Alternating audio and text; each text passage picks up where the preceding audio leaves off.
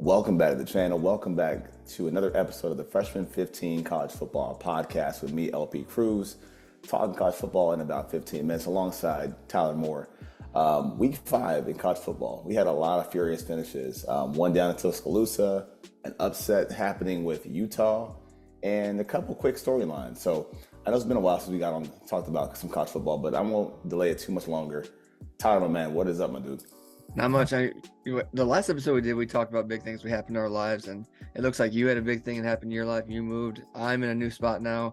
I got boxes behind me, so I threw up the old Jim Halpert stuff. So, yeah, I mean, last week it was fun. This week it's kind of, it's not as exciting, but there's two really big games that we're going to talk about. But yeah, the big one in Tuscaloosa last week was a fun one to watch. Yeah, man. So before that, just kind of, for those that don't know, I kind of put out my notes that would have been in the podcast last week, and I made it into an article on theleaguewinners.com, which you guys can check out. Again, theleaguewinners.com. And I picked an upset game that I missed out on. So I was feeling pretty confident in Stanford against Clemson. Because I watched I watched Stanford the week before at Syracuse, and I liked how they play. Like they're physical. It kind of reminds you a little bit of David Shaw, somewhat of like running the ball, like really kind of pounding you with the running game with one receiver on the outside that can win. I thought, hey, they did win the game. They'd have a good matchup against Clemson. But it kind of unraveled early. They were aggressive on fourth down, which I expected, but they turned the ball over. And Ashton Daniels had like 3 picks, like one in the red zone, maybe 2 in the red zone. That kind of burned him a little bit, kind of like miscommunications.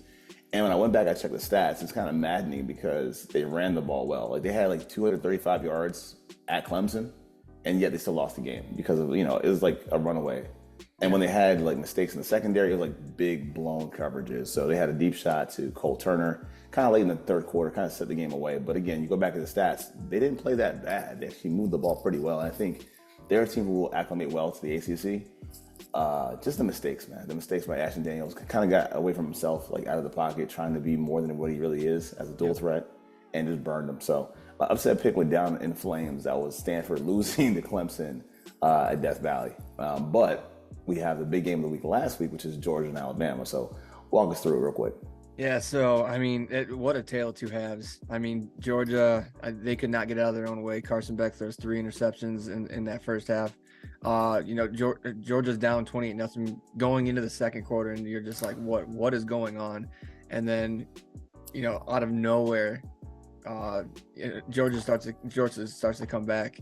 And, it's that final, like, 2 minutes is absolutely insane. Like, Ryan Williams, he's an absolute stud wide receiver, freshman wide receiver. You got his counterpart at Ohio State, Jeremiah Smith. I mean, those two are going to be fun to watch in college football and in the league. But I mean, like I said, Carson Beck, he was 27 of 50 for like 349 or something like that. But if he doesn't throw those 3 picks in the first half, there's a good chance that they keep that close and they could potentially win that game.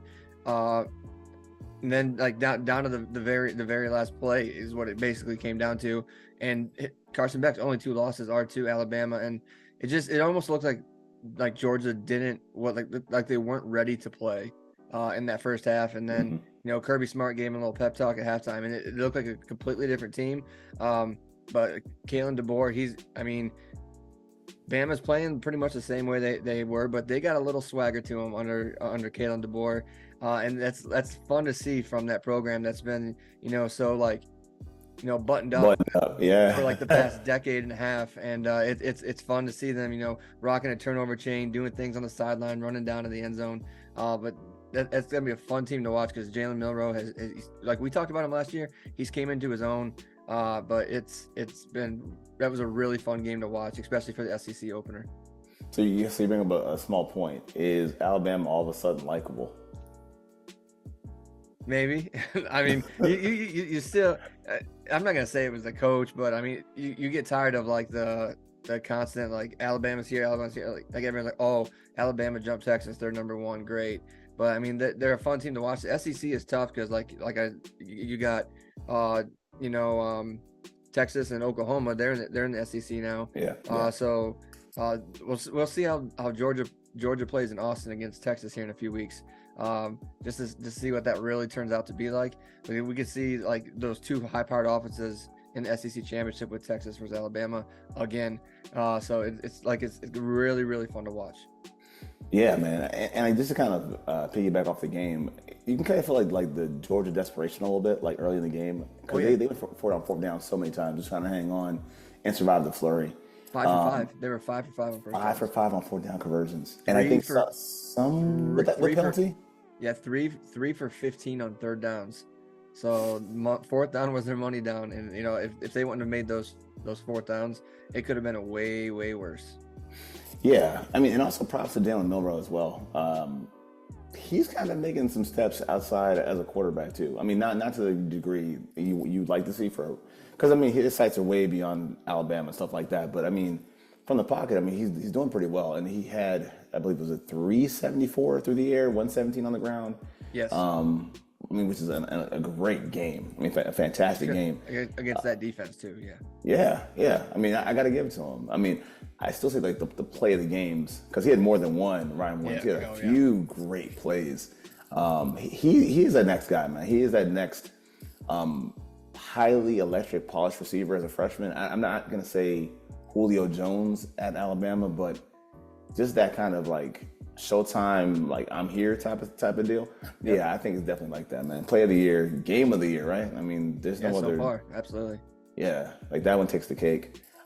Speaking of, as far as who did the most in the opposite direction, who would you say hurt themselves the most last week?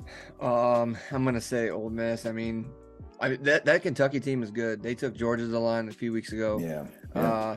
And then they take Ole Miss to the line here, and it's just like for Ole Miss, it's almost like it's that typical Lane Kiffin thing. Like, he can score points when he has to. They can play defense when they have to, but when it comes to being disciplined, they're undisciplined at times, and that really put them in a bind. 8 penalties in that first half, and then Kentucky's defense, they just kept them in that game long enough, and then Jackson Dart and the Ole Miss offense, they made just enough mistakes for Kentucky to take that win. So it's not that bad to have one loss, but like at the big picture, after you see like that Alabama Georgia game, like when you're gonna rank in those top 12 teams, like is Ole Miss gonna be worthy of like one of those spots, because they might not be in the SEC championship. Yeah, I mean, based on the loss to the opponent, and again, much respect to Kentucky, because they have been a tough out for a lot of teams. Mm-hmm. I mean, at least you think about the last couple of years, we've had upsets with them over Florida, like drag out fights with Georgia. So I mean, they're a pretty solid program. I'll give them that. Not too surprised. Now on the other side of this, as far as who like held themselves out a lot last week, kind of want to focus on Ashton Genty from Boise State, man. Oh yeah. I mean, because we had a lot of top performances last week. We had Travis Hunter against UCF. We had, of course, Milroe's game last week. But just him putting himself out there, man. I mean, he was a dominant runner. He had like 260, I think, on the ground, 10 yards of carry. And I think overall, because he wasn't really in the Heisman chase before. I think when the season started, we were talking about guys like Ollie Gordon. We were talking about Jalen Milroe, Cam Ward. His name really never came up. So he kind of exploded onto the scene, recently. And looking at the yards, he leads the nation by, I think the next closest guy, like 150 yards behind him. So he has like 845, 13 touchdowns. I mean, he's kind of made a statement. And I think now, like, we talk about this for the NFL too, like running backs are now back in vogue a little bit, somewhat. With guys going in the early rounds, Bijan Robinson, Jahmyr Gibbs, like it's starting to kind of happen again. And he's just got he's not a very tall guy, but he still has adequate size, 5'9", 5'10", 215, elusiveness, vision. Like he's a very smooth athlete for his size, very nimble and really hard to hit and bring down. So, I mean, I just think he stood out. I mean, above everybody else last week. We had some great games too, but as far as individual performances, like, he stood out so much. So I'll give him that. Man, he might be going to the green room, man, in New York next April. Yeah, he's like the true definition of putting a team on your back. Yeah.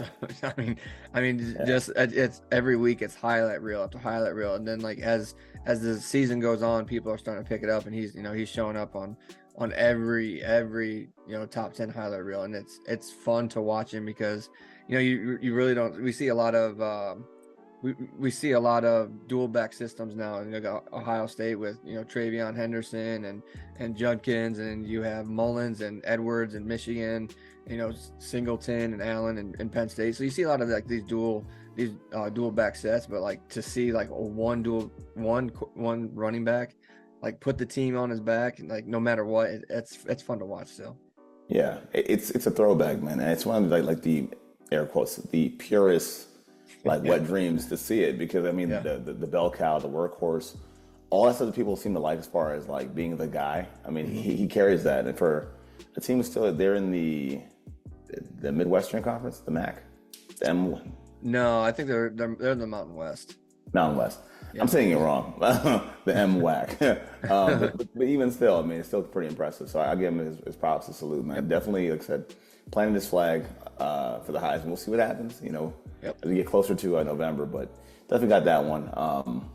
So we have two games to focus on for our spotlights. I have the upset and I have a Saturday spotlight. I have a feeling that your game might be one and the same. Okay, so I'll start with my Saturday spotlight. My Saturday spotlight is Michigan versus Washington. That's the game I'm going with. Washington, they're looking for retribution. Fish is coming in. Michigan, they've lost one game this year, but they played a lot of subpar teams really close, which is kind of like, that's bad. They don't have a quarterback. Orgy, I don't think he's thrown over 100 yards yet. So they're doing it with defense and they're doing it with running. We've seen them do that year after year after year, and like they've just continued it now without a quarterback. They'll just keep pounding you until they break your will. They've done it to even the big teams. So like right now, Washington's favored by 2.5, even though they lost to Rutgers last week. They're in Washington, so that's an automatic 3 points. So it's kind of a push game. But I think that's the game for me because it's going to be. I think it's not the Big Ten opener for Washington, but it's like their first real challenge. They get a chance at retribution for that national title game.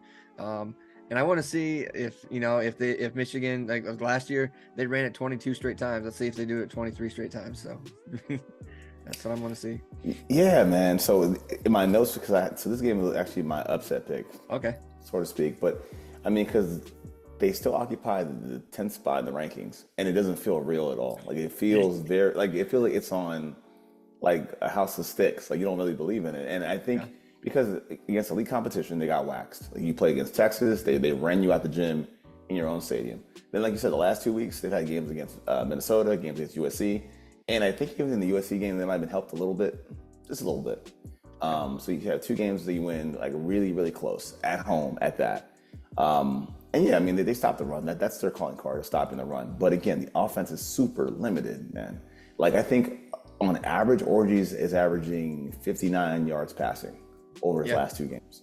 Yeah. That's not going to cut it. And I mean, and it's better than Davis Warren. Yeah. Because Warren is pretty bad too. But I mean, it's safe. But it's not. You're not winning games like that, man. And I think that's kind of the easy part. Like you said already, like Washington lost to Rutgers.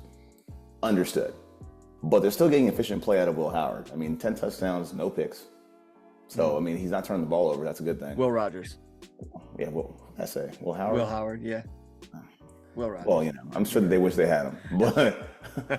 But I mean, it's still pretty solid, you know what I'm saying? So I think even for them, it's a simple plan. Like, get some points on the board, get ahead, and make Orgy play from the pocket. Yeah. Once you can do that, I think it's cake water. And 2.5 seems really generous in this game. I think 7 to 10, man. I'm feeling a loss, man, like a decisive loss for the Wolverines, man, on the road. Yeah, I don't even think Orgy has a first read. I think he has like a half read. And if it ain't there in like the first 3 steps, he's running. No. So I mean, he is not a collegiate quarterback that's going anywhere at the next level. So it's kind of hard to watch that program because, like I said, they're going to run it. Like you said, that's like the purest in people. Like true Midwest football is lining up with 10 dudes on the line and just running right down your throat. But we're going to see what that game turns out to be. Is there any reason why, and I had this also in my notes, any reason why Donovan Edwards is not more of a feature player in their offense? I'm not sure because he had it last year too. Yeah, he's a big bruising back. I think did he have the big runs against USC or is that Mullins? But I know in one of the games this year he had some big runs, but I'm not sure why he doesn't get like that prominent spot because that's really hurt his draft stock.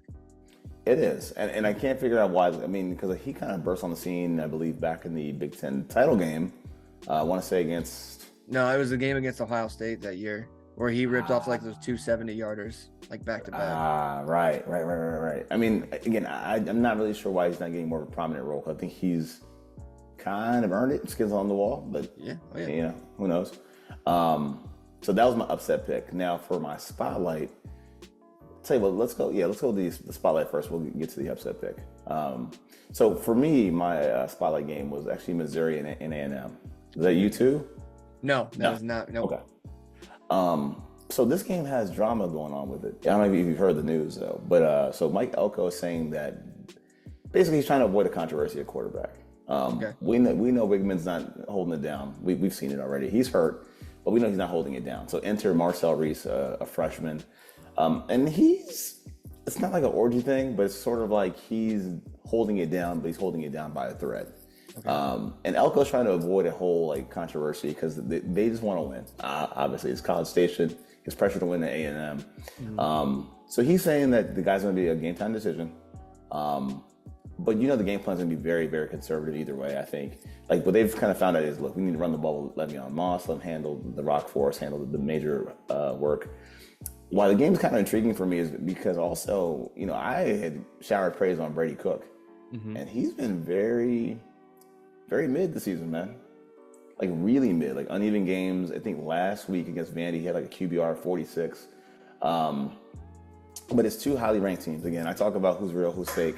And I look at Missouri, who's ranked number 9. And I can't see anything that they do exceptionally well.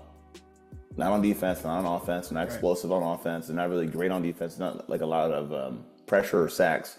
So I can't figure out what they do well. But again, they're playing a tough game on the road at College Station. And here's the thing. The Aggies only convert 35% of their third downs. Like, they're one of like the worst teams like at third down. So, I mean, I think it's a game where it's two ranked opponents. I think both are kind of sus, but I guess that's the intrigue. I guess it's one of those like it's so bad it's good type of matchup. So, for me, my spotlight's going to be Missouri and A&M this week.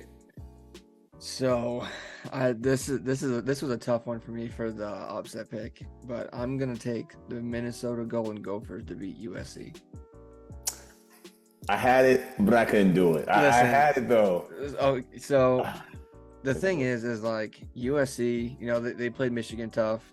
You can say Michigan got something from the refs, and then you go into I think they were playing in USC against Wisconsin against their second string quarterback because Van Dyke's hurt, and you struggle. The struggle bus is real.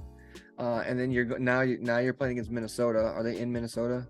Like, I don't know. Yeah. Okay. So it's decent weather. So it's decent weather, but you're talking about a team that's only allowing 15 points a game. Good defense. They're not very good at running the ball. But if they can hang around in here, they can force. Is it Mac Miller not Mac Miller? Miller Moss to not play his game, get him off kilt early on. This is where you could see the Minnesota Golden Gophers beat USC because they played against that Michigan team tough. Like I know it's a different ball game with Lincoln Riley and his quarterbacks. He's going to throw all over you. Michigan didn't have that. But if they can keep it close, if their secondary can lock down like Zachariah Branch and Miller Moss, and I think that the Gophers could pull one. It's not in their favor. It's like a 80-20 thing, but it's just one of those things where you're kind of feeling like, hey, this could be one. Yeah, I mean, so I was kind of looking for upsets too, and I kind of saw it and I kind of glossed over it. But then I said, let me go back to it. They've lost some heartbreaking games, man. Like they lost the opener against Carolina, and I'm like, they should have won the game. Like it came down to a last-minute field goal. They play a lot of physical close games that they haven't been able to come up with, and I think they run a physical program though. Even though they don't run the ball well overall, they run a physical program. With Fleck, I think they are a good team, man. I think they kind of remind me. And I said it earlier, kind of in the segment with Stanford, but they kind of remind me of Stanford a little bit. Mm-hmm. They're like they're really physical. They're hard to beat. Like they'll be themselves, obviously, but they're hard to beat and they're very physical and they could sneak you. And it's almost like they're due for one. They've gotten so close over the past few weeks that they're due for one. And if there's a slip up happening for USC, it's almost like, yeah, you guys are due for one too. So it's perfect. Wrong place, right time for Minnesota and USC. So I feel you. I'm not mad at you. Another one I was going to look at, but that team is kind of unraveling is Florida State and Clemson. They're switching quarterbacks. DJ's not playing. He's got a broken finger. I think his name is Brock something. He's gonna be their starting quarterback. But Mike Norvell, that program is unraveling. They're 1-4. But Clemson, they're allowing over 400 yards a game. They're ranked like 101st in total defense. They're getting whipped on the ground, man. Yeah, but getting Florida State's defense isn't any better. So that's not even a game that's going to be like that game used to be a fun game to watch. That game just might be straight ugly. And that's not something I really want to watch, but that one right there could be one for the taking as well. Yeah. I mean, and it's funny because these guys were the class of the ACC. Yeah. I mean, you went from, we got snubbed we're playoff darlings. We got snubbed because our quarterback is out. And then, he leaves because he gets drafted. And now you bring in these Alabama guys and, you have like 9 total, like big time guys come in through the transfer portal. And, you're one of the worst teams in college football. It's hard to fathom. It's hard to watch. I can't even imagine how Seminoles fans feel about that. No, man, it's because it's a striking reality. And again, all you've done is you've kind of vindicated the NCAA. Yeah. And believe me, they don't do much right.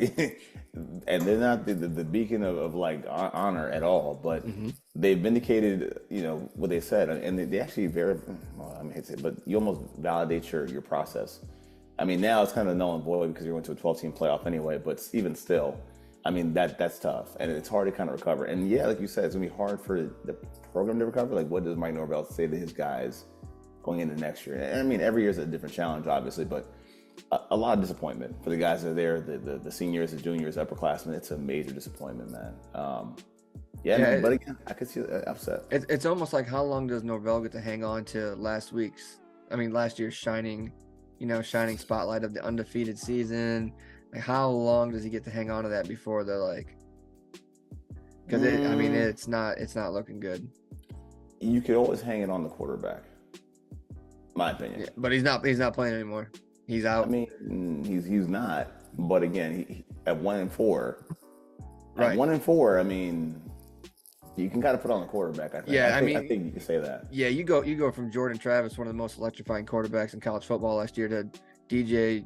I'm just calling him DJU, where he looks like an African American version of Peyton Manning. Like, he has no mobility whatsoever. So Robots. Yeah, and that doesn't fly in college football now. Even the lower tier programs have mobile quarterbacks. We see it all the time. So yeah, like, not having mobility and trying to run a certain kind of offense isn't going to work.